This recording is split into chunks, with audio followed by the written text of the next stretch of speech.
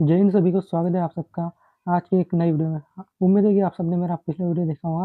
ठीक है, तो पिछले वीडियो में हमने किया था हड़प्पा सिविलाइजेशन के ऊपर स्टेटमेंट बेस्ड क्वेश्चन। इस वीडियो में हम करने जा रहे हैं वैदिक काल के ऊपर। ठीक है, वैदिक पीरियड, जैसा कि आप सब थंबनेल देख के समझ गए होंगे और यहाँ पर भी वीडियो को देखकर आपको समझ में आ जाएगा। ठीक है, इसमें भी हम सारे स्टेटमेंट बेस्ड क्वेश्चन कर दिए जिसमें इंपॉर्टेंट क्वेश्चन है और पिछले साल के जो पीवाईक्यू थे उसी के ऊपर मैंने बनाए। उन पीवाईक्यू को थोड़ा मॉडिफाइड किया, उन्हें थोड़ा स्टेटमेंट बेस्ड बनाया, क्योंकि यार एग्जाम में उन्हीं के ऊपर से सारे क्वेश्चन आते हैं। ठीक है, स्टार्ट करते वीडियो को।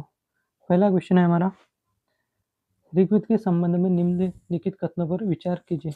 कथन एक, ऋग्वेद को प्राचीन भारतीय साहित्य का आधार स्तंभ माना जाता है। कथन दूसरा, यह विभिन्न कालखंडों में अलग अलग ऋषियों द्वारा रचे गए भजनों यानी हिम्स का एक अनूठा संग्रह है। अगर मैं आपको एक बात पहले बताना चाहता हूँ, अगर आपको क्वेश्चन को सॉल्व करना है तो आप पहले वीडियो को पॉज कीजिए, उसके बाद अपना आंसर किसी ब्लैंक पेपर पे लिख लीजिए, जिसके बाद आप वीडियो को देखिए। ठीक है, अगर आपने प्रिपरेशन कर लिया, अगर नहीं किए तो यार आप इसी से कवर कर लीजिए। ठीक है, ठीक है, आप वीडियो को कंटिन्यू देखिए, फिर अगर आपको आंसर आता है तो आप वीडियो को पॉज कीजिए, आंसर टिक कीजिए और वीडियो को थोड़ा स्किप कीजिए। ठीक है, तो इसका आंसर हो जाएगा ऑप्शन सी। ठीक है, दोनों हमारा स्टेटमेंट राइट है। यहाँ पर मैंने आपके लिए बहुत ही छोट इसमें लिखा है। ठीक है, जिससे कि आपको बहुत सारी चीज़ें कम टाइम में गैदर कर सको, यानी इकट्ठा कर सको। जैसे कि ऋग्वेद दुनिया का सबसे पुराना धार्मिक ग्रंथ है। इसे किसी एक इंसान ने एक दिन में नहीं बल्कि सदियों तक अलग अलग ऋषियों ने मिलकर इसके मंत्रों की रचना की। इसमें कुल सूक्त यानी भजन कितने 1028 है। इसके ऊपर भी क्वेश्चन आ सकता है, इसको भी आपको नोट कर देना है। नेक्स्ट क्वेश्चन है हमारा, भारतीय दर्शन के मीमांसा स्कूल के संबंध में कौन सा कथन सत्य है। ठीक है, हमें कौन सा कथन सत्य है यहाँ पर आपको ध्यान देना, सत्य और असत्य। ठीक है, वो भी कभी कौन सा कथन असत्य है ये भी पूछ सकता है। ठीक है, हमें तो यहाँ पर सही वाला पूछा है कि कौन सा सही है। मीमांसा दर्शन मुख्य रूप से सिद्धांत की व्याख्या करता है। इसे पूर्व मीमांसा भी कहते हैं, जो वेदों के कर्मकांड यज्ञों के नियमों और कर्तव्यों पर विशेष जोर देता है। इस दर्शन का एकमात्र उद्देश्य ध्यान और योग को बढ़ावा देना है। ये पूरी तरह तर्क और नास्तिकता पर आधारित है। देखो यार, तर्क और नास्तिकता ये दोनों अलग चीजें। ठीक है, धर्म में आस्तिकता होती है, नास्तिकता नहीं।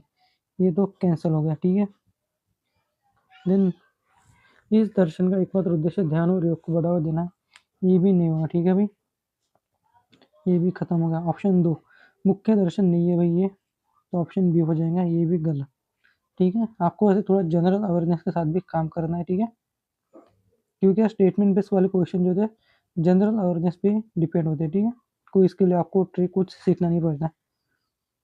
यहाँ पर मैंने लिख कर दिखाया है, जैसे कि भारत के प्रमुख दर्शन 6 दर्शन में से एक है। ठीक है, भारत में प्रमुख 6 दर्शन में से एक है। इसका सीधा फंडा है, वेदों में लिखे यज्ञ और नियमों को सही तरीके से करना ताकि धर्म की स्थापना हो सके। ठीक है, नेक्स्ट क्वेश्चन है हमारा, प्राचीन भारतीय ग्रंथ जैसे महाभारत और पुराण में प्रयुक्त शब्द जम्बूद्वीप के संबंध में विचार कीजिए। ठीक है, जम्बूद्वीप के ऊपर हमें सोचना है। जम्बूद्वीप शब्द का प्रयोग जम्बूद्वीप शब्द का प्रयोग प्राचीन काल में भारतीय उपमहाद्वीप के भूभाग के लिए किया जाता है। इस क्षेत्रांत जम्बूद्वीप यहाँ बड़े पैमाने पर पाए जाने वाले बरगद के पेड़ों के कारण पड़ा था। ये नहीं भाई। ठीक है, ये आपने तो पढ़े होंगे जम्बूद्वीप के बारे में। ठीक है, ये गलत है। ठीक है, इसका आंसर हो जाएगा 1। ठीक है, या इसका आंसर हो जाएगा 1। ठीक है, ये तो भाई गलत ही है ना, ऐसा थोड़ी है। जम्बूद्वीप तो आपको पता है इतिहास में है। ठीक है, ग्रंथों में भी हमें भारत को जम्बूद्वीप कहते हैं, ये हमें पता है। ठीक है, ठीक है, सॉरी सॉरी। यहाँ पर देख सकते हैं आप क्या लिखा हुआ है। जम्बूद्वीप का मतलब होता है जामुनियन ब्लैकबेरी और द्वीप का मतलब क्षेत्र। महाभारत के अनुसार इस इलाके में जामुन के पेड़ों की भरमार थी, इसलिए हमारे पहले भारतवर्ष वाले इस पूरे भूभाग को जम्बूद्वीप कहा जाता है। ठीक है, क्वेश्चन 4, वैदिक ग्रंथों की श्रेणियों के संदर्भ में निम्नलिखित कथनों पर विचार कीजिए। कथनों, ब्राह्मण ग्रंथ वेदों और मंत्रों यज्ञों के कर्मकांडों के रूप में आसन व्याख्या करते हैं। उपनिषद वेदों का दार्शनिक भाग है जिनमें आत्मा ब्रह्म और मोक्ष जैसी गूढ़ बातों का वर्णन है। ये तो मुझे नहीं लगता कोई गलत करेगा, ठीक है। अगर आप गलत कर रहे हो तो भाई आप यार बहुत ही पीछे छूट गए हो अभी तक, आपको यार जीरो से शुरू करना पड़ेगा, ठीक है। इसका ऑप्शन सी हो जाएगा, ठीक है। क्योंकि यार क्वेश्चन बहुत ज़्यादा ईजी है, बहुत सारे लोग इसे ऐसे ही कर रहे पढ़ने से ही, ठीक है। कोई इसमें ये आपको होला नहीं करना था। देख सकते हैं यहाँ पर, अरे यार चार्जिंग भी दिख गया, टाइम भी दिख गया अब आपको। वेदों की कविता वाले मंत्रों को आसान भाषा की तरह समझने के लिए ब्राह्मण ग्रंथ लिखे गए, जैसे शतपथ ब्राह्मण। वही अब बात दिमाग की बत्ती जलाने वाले ज्ञान ज्ञान आत्मा और परमात्मा के हेतु उपनिषद लिखे गए, ठीक है। क्वेश्चन 5, ऋग्वेद की संरचना और संख्यात्मक फैक्ट्स के संबंध में कौन सा कथन पूरी तरह से सही है, ठीक है। हमने भाई अभी ऊपर ही पढ़ा था इसके बारे में, ठीक है। जैसे कि ऋग्वेद में कुल 108 सूक्त है, नहीं भाई, अगर आपने ठीक से ऊपर वाला क्वेश्चन पढ़ा था, हमने शायद स्टार्टिंग वाला क्वेश्चन लिया था, तो फिर तो आप इसे इजीली कर लोगे, ठीक है। ऑप्शन बी, ऋग्वेद में भी 1028 सूक्त होते हैं। अगर आपने यहाँ पर भी ध्यान दिया होता, जैसे कि 128 सूक्त, तब भी आपका क्वेश्चन हो जाता, ठीक है। लेकिन आपने अगर पूरा पढ़ा होगा तो फिर तो भाई आप तो यार बहुत ही मतलब ये हो पीछे हुआ, ठीक है। ये पढ़ने की कोई ज़रूरत नहीं थी, बस आपको यहाँ पर ध्यान देना था। 128 सूक्त है, बात खत्म, ये हमारा आंसर था, ठीक है। ऐसे में छोटे की पॉइंट हमें याद रख लेने, जिससे हमें स्टेटमेंट पढ़ने की ज़रूरत नहीं है। यहाँ पर कौन सा पूछा था, पूरी तरह से सही है, ठीक है। देख सकते हो भाई, यहाँ पर तो दिया ही हुआ है। हाँ, और भाई ये ना चीज़ सबसे ज़्यादा इंपॉर्टेंट होने वाली है, ठीक है। मैं यहाँ पर आपको बता देता हूँ, ये वाली चीज़ बहुत ज़्यादा इंपॉर्टेंट। जैसे नंबर याद रख लो एग्जाम के लिए, जैसे 10 मंडल होते हैं, 1000 शब्द होते हैं, करीब 10,600 मंत्र होते हैं, ठीक है। ये आपको बस इतने लिखना है, 10 चैप्टर, 128 सूक्त और 10,600 भजन। जैसे वैदिक भजनों की रचनाओं के संबंध में प्रारंभिक भारतीय परंपरा क्या मानती है। इसमें क्या है, स्टेटमेंट 1 है, वेदों के मंत्रों की रचना केवल प्राचीन राजाओं और उनके दरबारियों ने की थी। वैदिक भजनों की रचना ऋषियों के साथ विदुषी महिलाओं जैसे लोपामुद्रा और घोषा और अपाला ने भी की थी, ठीक है। इसका आंसर क्या हो जाएगा भाई, अगर कॉमन सेंस लगाए तो भाई मुझे नहीं लगता कि कोई इसे गलत कर पाएगा, ठीक है। वेदों की रचना केवल प्राचीन राजाओं ने यार ऋषि मुनियों ने की थी, ठीक है। देखिए यहाँ पर एक शब्द पकड़ लिया आपने, ऋषि। ऋषियों के साथ विदुषी महिलाओं जैसे, ठीक है। ये पढ़ने की जरूरत भी नहीं थी भाई, यहाँ तक आपको समझ में आ जाता था, ठीक है। लेकिन अब क्या कर सकते हो, अगर आपने दिमाग नहीं काम कर रहा था, ठीक है। शुरुआती वैदिक काल में महिलाओं की स्थिति बहुत मजबूत थी, वे केवल पढ़ी नहीं थी बल्कि ऋषि का फीमेल सेज बनकर ऋग्वेद के मंत्रों की रचना भी करती थी। लोपामुद्रा अपाला इसके जीते जागते उदाहरण है, ठीक है। यहाँ पर वही मैच द फॉलोइंग, हमें मैचेस करने यहाँ पर, ठीक है। जैसा कि ब्रह्मा, ठीक है। ब्रह्मा क्या है, ब्रह्मांड के एकमात्र दिव्य तत्व, ठीक है। एक पुरंदर, पुरंदर क्या है भाई, पुरंदर किसे कहा जाता है, इंद्र को, ठीक है। यहाँ पर समिति, समिति वैदिक काल में लोकप्रिय आम सभा। हो गया भाई, खत्म। ये थोड़ा भाई मुझे लगता है डिफिकल्ट था, ठीक है। तो इसका आंसर हो जाएगा ऑप्शन बी, ठीक है। यहाँ पर देख सकते हो भाई, यहाँ पर तो आप इजीली पढ़ लोगे, समझ आ जाएगा। नेक्स्ट क्वेश्चन है हमारा, हमारे देश भारत, हमारे देश का नाम भारत के ऐतिहासिक उद्गम के संबंध में कौन सा कथन सत्य है। भारत का सबसे बड़ा लिखित उल्लेख रामायण में मिलता है। देखो भाई, रामायण में नहीं मिलता है, रामायण में जम्बूद्वीप का उल्लेख मिलता है, तो ये तो होगा नहीं। भारत नाम का सबसे अलग ऋग्वेद में मिलता है, जहाँ भरत कबीले जनजाति नाम पर इस क्षेत्र का नाम पड़ा, ठीक है। भारत नाम सोशल, ये भी नहीं होगा भाई, ठीक है। भारत नाम कबीला 10 राजाओं, नहीं, इसका आंसर हो जाएगा बी, ठीक है। अरे यार बहुत ईजी है मतलब भाई, ये देखो, ठीक है। भारत कबीले जनजाति के नाम पर इस क्षेत्र का नाम भारत पड़ा था, ठीक है। नेक्स्ट क्वेश्चन है हमारा, ये पढ़ लेना भैया, इजी है, ठीक है, इसे पढ़ने के बाद सारा क्वेश्चन आपको याद हो जाएगा। 9वां क्वेश्चन है, उपनिषदों के प्रयुक्त केंद्रीय शब्द आत्मम के वास्तविक अर्थ क्या है? आत्मम का वास्तविक अर्थ हमसे पूछा है, ठीक है। इसका क्या हो जाएगा? यज्ञ की पवित्र अग्नि, देवताओं को खुश करने वाला कोई गुप्त मंत्र, मनुष्य की आंतरिक चेतना या अमर आत्मा, समाज का सबसे शक्तिशाली राजा। तो चलो जल्दी से कमेंट में बताओ इसका आंसर। इसका आंसर हो जाएगा ऑप्शन सी, ठीक है। मनुष्य की आंतरिक चेतना या अमर आत्मा को आत्मन कहते हैं, ठीक है। शायद ये बहुत ज़्यादा स्मॉल हो चुका है। 10वां क्वेश्चन है हमारा, सामवेद और यजुर्वेद के संबंध में कथन और विचार कीजिए, ठीक है। सामवेद और कौन सा? यजुर्वेद। वेदों के बारे में आपने यार थोड़ा पढ़ा होगा तो यार ठीक है, नहीं तो क्वेश्चन से आपका हो ही जाएगा। सामवेद को भारतीय संगीत का जनक माना जाता है, ठीक है। सामवेद को भारतीय संगीत का जनक माना जाता है, ये राइट है। यजुर्वेद मुख्य रूप से जादू टोना, नहीं यार, यजुर्वेद तो इसके लिए होता है ना भाई, हवन वगैरह के लिए। यजुर्वेद इसके लिए नहीं होता है, तो दूसरा गलत है, मतलब दूसरा गलत है, 3 ऑप्शन खत्म। ऑप्शन ये देख सकते हो भाई कितना इजी था, ठीक है, यहाँ पर देख सकते हो, ठीक है। सामवेद किसके लिए संगीत के? ऋग्वेद मंत्रों, सुर, ताल, गाने कैसे हैं, ये सामवेद में लिखा है। जादू टोना और दवाइयाँ अथर्ववेद में, ठीक है। सॉरी मैंने कुछ गलत बोल दिया होगा ऊपर, तो माफ करना भाई। ऋग्वेद मंत्रों के लिए, ठीक है। वही फिर मंत्रों, भजन, सुर, ताल कैसे गाने, ठीक है। देन है भाई 11वां क्वेश्चन, वैदिक साहित्यों के संकलन के संदर्भ में कौन सा कथन सत्य है, सही है, ठीक है। हमें राइट कथन चूज करना है। जैसे प्राचीन काल में सभा या चर्चा व्यवस्थित सारांश संकलन को संहिता कहा जाता। पुराणों का अर्थ केवल वेदों की व्याकरण की किताबें, ये तो भाई नहीं होगा, ठीक है।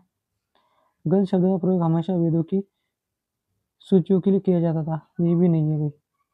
गण का उपयोग दूसरे के लिए किया जाता है, वो मैं आपको आगे बताऊंगा। वेदों केवल उस हिस्से को संहिता कहते हैं जो गद्य में लिखा गया, ये भी नहीं है, ठीक है भाई। ऑप्शन ए, मतलब थोड़ा अगर कॉमन सेंस करके चलो तो हो जाएगा, ठीक है। वेदों का सीधा मतलब होता है कनेक्शन, कंपाइलेशन। जैसे 4 वेदों के मूल मंत्रों वाले मुख्य हिस्से को ऋग्वेद संहिता, सामवेद संहिता आदि कहा जाता है। क्वेश्चन 12वां, ऋग्वेद में मंडलों की संख्या। ऋग्वेद भाई हमने ऊपर किया था, तो फिर तो भाई मुझे नहीं लगता कोई इसे गलत करने वाला, अभी हमने किया था। ऋग्वेद में कुल भाई 10 मंडल होते हैं, 12 नहीं होते, 12 हटा दो, 9 मंडल के हमें पता नहीं।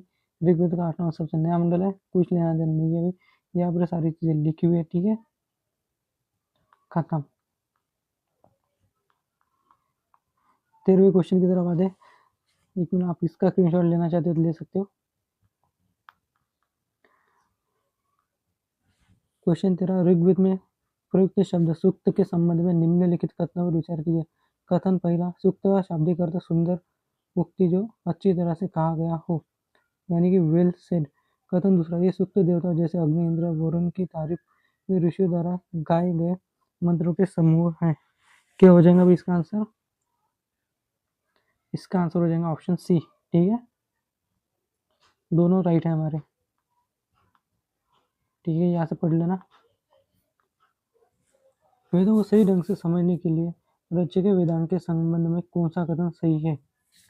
वेदांत के संबंध में कौन सा कथन सही है वेदों की सही ढंग से समझने के लिए, ठीक है। इसका क्या हो जाएगा? वेदों के कुल 8 अंग हैं जिन्हें अष्टांग कहा जाता है। वैसे ही वेदों का एक प्रमुख अंग वेदांग माना जाता है। वेदों के शुद्ध उच्चारण व्याख्या के लिए 6 वेदांग है, शिक्षा, कल्प, व्याकरण, निरुक्ति, छंद, ज्योतिष, ठीक है। इसका आंसर हो जाएगा सी। यहाँ पर देख सकते हो भाई, शायद यहाँ पर फॉन्ट साइज थोड़ी छोटी हो गई है। 15वां क्वेश्चन है, ऋग्वेद के विशिष्ट मंडलों के संबंध में निम्न कथनों पर विचार कीजिए। प्रसिद्ध गायत्री मंत्र की रचना ऋषि विश्वामित्र ने की थी और ये ऋग्वेद के 3वें मंडल में है। समाज के 4 वर्ण ब्राह्मण, क्षत्रिय, वैश्य, शूद्र, सबसेला जिक्र ऋग्वेद के 10वें मंडल पुरुष सूक्त में मिलता है, ठीक है। इसका क्या हो जाएगा भाई, इसका भी सी। ठीक है, दोनों स्टेटमेंट सही है भाई। देख सकते हो ऋग्वेद के ऊपर बहुत सारे क्वेश्चन आ रहे थे, आपको ऋग्वेद का भी अच्छे से करना ही चाहिए। ठीक है, जिससे कि आपको यार क्वेश्चन आए तो आप धड़ाल से उड़ा दे सको। ठीक है, नेक्स्ट क्वेश्चन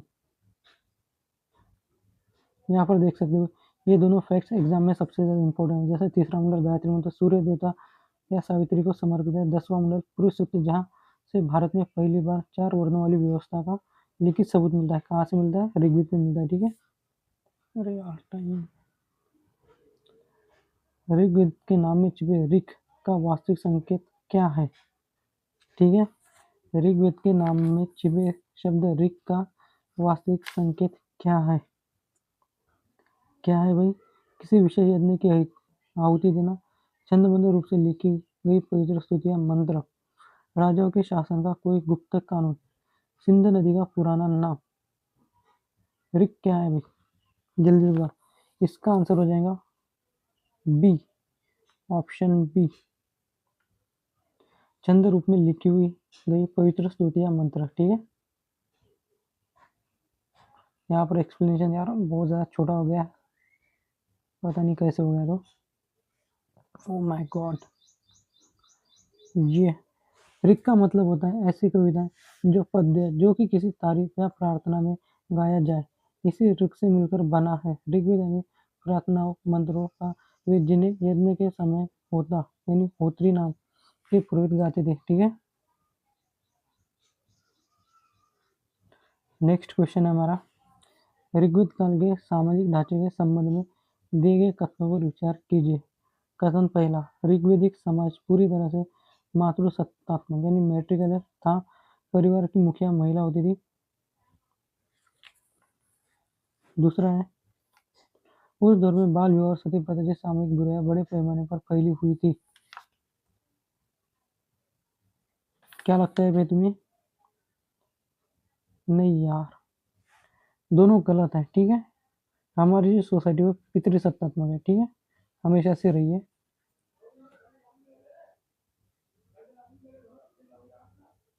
यहाँ पर मैंने लिखा भी है, जैसे आप सब देख सकते हो, ऋग्वेदिक समाज पितृसत्तात्मक यानी पेट्रियार्कल था, यानी पिता मुखिया होता था। लेकिन अच्छी बात यह थी कि उस समय बाल विवाह और सती प्रथा जैसी कोई बीमारी नहीं थी। महिलाओं को पढ़ने और अपना और खुद चुनने का स्वयंवर की पूरी आज़ादी थी। 18वां क्वेश्चन, 18वें ऋग्वेदिक काल में विवाह की प्रथा के संबंध में कौन सा कथन सामान्य नियम को दर्शाता है। ऋग्वेदिक काल में विवाह की प्रथा। ठीक है, इसका क्या हो जाएगा भाई, समाज में कुल बहु विवाह यानी पॉलीगामी का ही चलन था। नहीं भाई, उस समय तो था नहीं भाई।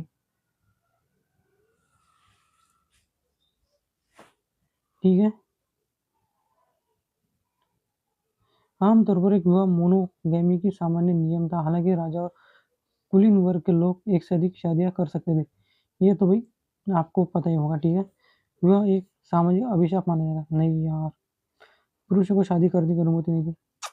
यार कितना इजी था भाई, कितना इजी था ना भाई ये, मतलब पॉलीगैमी यानी कि देखो, समाज में बहु विवाह थे। नहीं यार, उस समय जो बड़े लोग थे, राजा राजा वैसे लोगों को भी दो तीन शादियां करने का अधिकार था, मतलब उनको चल जाता था। लेकिन जो नॉर्मल लोग थे उनके लिए नहीं था। ठीक है, पॉलीगामी अगर बहु आज भी देखो तो हमारे एक बहुत बड़ा टैबू का सब्जेक्ट है, जिस वजह से भी ये तो होगा नहीं, क्योंकि जनरल अवेयरनेस पे था। यहाँ पर एक्सप्लेनेशन दिया हुआ है। यार क्या हो रहा जा रहा भाई, ऋग्वैदिक समाज में शादी को एक बहुत ही पवित्र रिश्ता माना जाता है।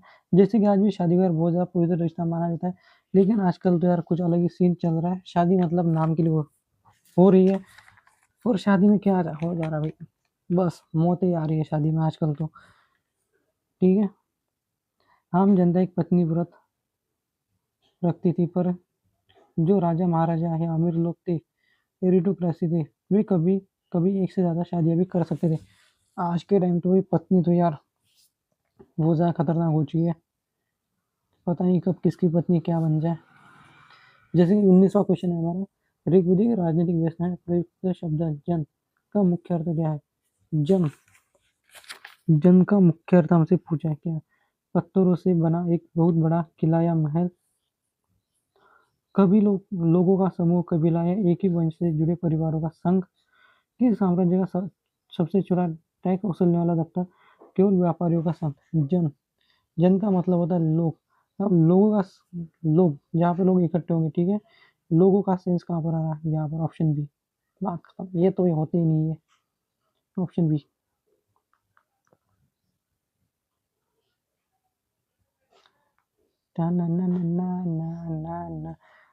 उस जमाने में आज की तरह बड़े देश या राज्य नहीं होते थे।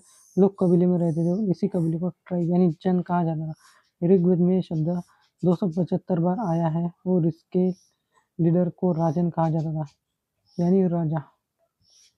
ये लाइन यार बहुत इंपॉर्टेंट है। ओ माय गॉड, क्या हो गया भाई? ये लाइन, ओ माय गॉड भाई, क्या हो जा रहा भाई?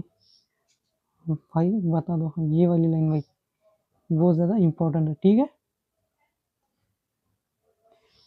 क्वेश्चन 20, ऋग्वेद में 9वें मंडल के संबंध में कौन सा कथन पूरी तरह सत्य है? ये भी थोड़ा हार्ड लेवल का क्वेश्चन है, ठीक है। जैसे कि ये मंडल पूरी तरह संगीत वाद्य यंत्रों की लिस्ट में, ये मंडल पूरी तरह सोम नामक एक पवित्र पेय और उसके देवता को समर्पित है। इसमें केवल लोहे को पिघलने की तरकीबें लिखी थी। ना ना ना ना ना, देखो भाई, ये गलत हो गया, ठीक है। ये गलत हो गया।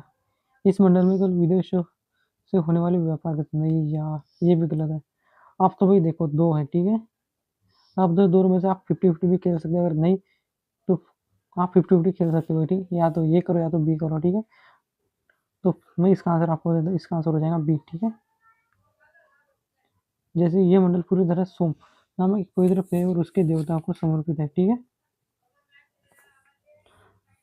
जैसे कि ऋग्वेद का जो 9वां चैप्टर है उसे सोम मंडल भी कहते हैं। इसमें 114 सूक्त है और ये सभी सोम रस, एक खास तरह की पवित्र पेय जो पौधों से बनता था और उसके देवता की तारीफ में लिखे गए हैं, ठीक है।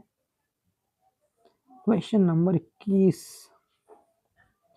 वैदिक कालीन वर्ण व्यवस्था के अनुसार व्यापार और वाणिज्य, ट्रेड एंड बिजनेस का जिक्र कब होगा? ये तो भी आपको पता ही होगा, इसके बारे में क्या ही बताना। ये शायद इजी क्वेश्चन था, इसको ढकल देते आगे, ठीक है। ये पढ़ लीजिए, बस इतना पढ़ लीजिए। उस टाइप के जितने भी क्वेश्चन आएंगे आप सारे एकदम से उड़ा लोगे, बस इसी से आएंगे सारे क्वेश्चन, ठीक है। पढ़ लो भाई आराम से, मस्त से। 22 क्वेश्चन, 22वां क्वेश्चन, 22वां प्रश्न। वैदिक काल के आश्रम 4 स्टेज ऑफ लाइफ के संबंध में निम्नलिखित कथनों पर विचार कीजिए। इंसान की जिंदगी को व्यवस्थित करने के लिए 4 आश्रम बताए गए, ये सही है, ठीक है। 4 आश्रमों के बारे में बहुत सारे लोगों को आई थिंक मुझे लगता है कि पता होगा, ठीक है। पहला तो सही है। इन 4 वर्णों का से ब्रह्मचर्य, ठीक है, गृहस्थ, ठीक है, वानप्रस्थ, फिर लास्ट में संन्यास, दोनों सही है भाई, ठीक है। अरे यार भाई, पता नहीं भाई यहाँ पर क्यों मिली। एक इंसान की 100 साल की उम्र मानकर कुदरत ने लाइफ को 20-25-25 साल के 4 गियर में बांटा गया। पहले पढ़ाई करो, ब्रह्मचर्य, फिर शादी करो, बच्चे संभालो, यानी गृहस्थ, फिर धीरे धीरे मोह माया छोड़ो, वानप्रस्थ, और अंत में सब त्याग कर भगवान में लीन हो जाओ। आई थिंक लोग पहले करते थे भाई, अभी के टाइम तो भाई वो लोग बहुत ज्यादा लालची हो गए, ठीक है। हर चीज में लालच करते हैं, अभी तो ये छोड़ ही दो। क्वेश्चन 23,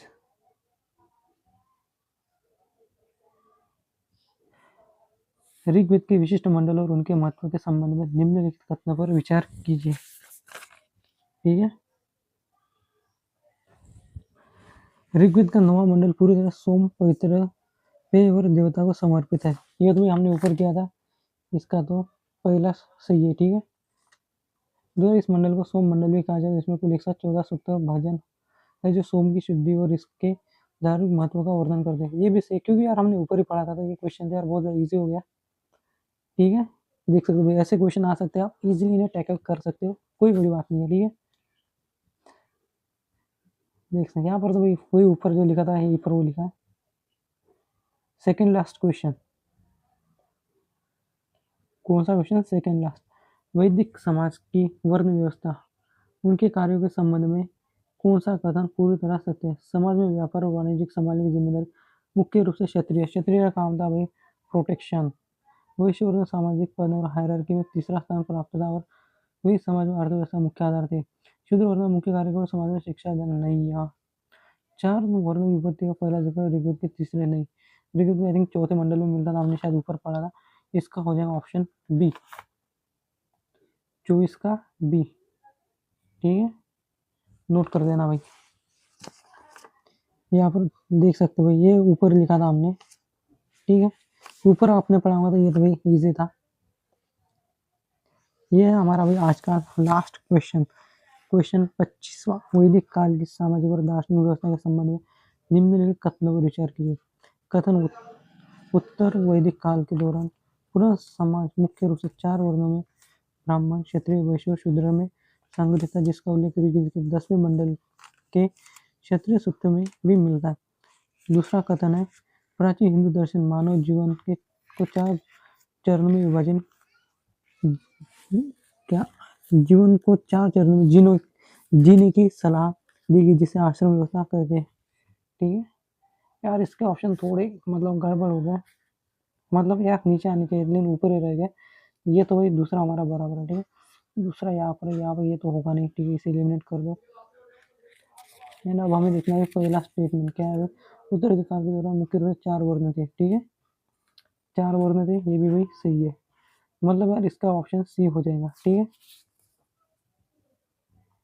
देख सकते हो इसके ऊपर भी हमने 3-4 क्वेश्चन की, मतलब ऋग्वेद के ऊपर तो यार ऋग्वेद के ऊपर तो बहुत सारे क्वेश्चन आए थे इस, और ये मतलब कास्ट सिस्टम यानी वर्ण व्यवस्था के ऊपर भी भाई बहुत सारे क्वेश्चन आप सबने देखे होंगे। 3-4 आए थे ऋग्वेद के ऊपर, भर भर के क्वेश्चन थे। ठीक है, तो यार आई होप कि आपको वीडियो पसंद आया होगा। ठीक है, तो यार वीडियो को लाइक करो दोस्तों, शेयर करो एंड चैनल को सब्सक्राइब करो। ठीक है, जिससे कि तुम्हें और भी ऐसे वीडियो मिलेंगे। ठीक है।